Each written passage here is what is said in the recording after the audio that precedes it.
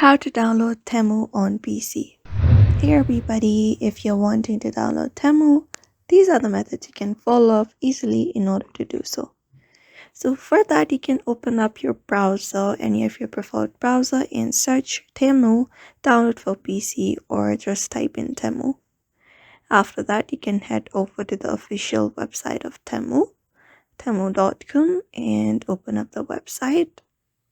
Once you are there, if you want to download it onto your laptop, you can find it on the website version. But if you want to download it on laptop, at the top of the search bar in your preferred browser, you should be finding an install option. So all you gotta do is click on that option, and this pops up. So go ahead and install this app by clicking on install. So it may take a few seconds for the installation to be completed. Once it is completed, you can go ahead and view it onto your desktop screen. So you will be finding the icon on your laptop once that is downloaded, and that is it. So that is how you basically download Temu on laptop. So I hope this video was helpful, and thank you for watching this video.